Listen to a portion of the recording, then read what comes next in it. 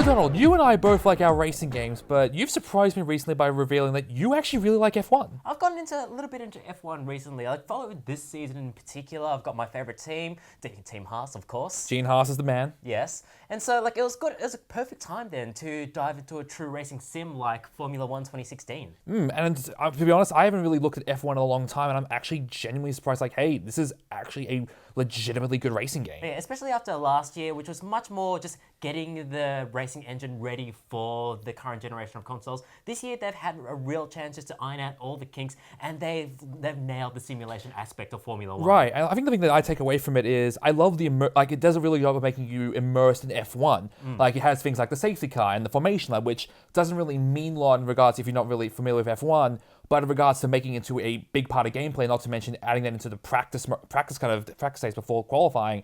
It's a really big deal because it gets you kind of familiar with the track. It gets you hitting apexes. It gets you learning how to play a track, which is a really big thing for a racing game. It still doesn't teach you quite a fair few things that you need to really master an F1 car. Like tire degradation is a major factor if you're going through the career mode and going through longer races. And the game doesn't really teach you how to maintain that sort of thing. You still have to sort of just learn that for yourself. But it does manage to just the experience of just racing is unlike anything else I've played in a Formula One racing game. I've had stories where I've been driving for 20 minutes and I realize I just get cocky, like I just want to win this race. I want to win this race, and I realize, oh wait, no, I've completely ignored my pit team. Now I'm screwed. It's like, well.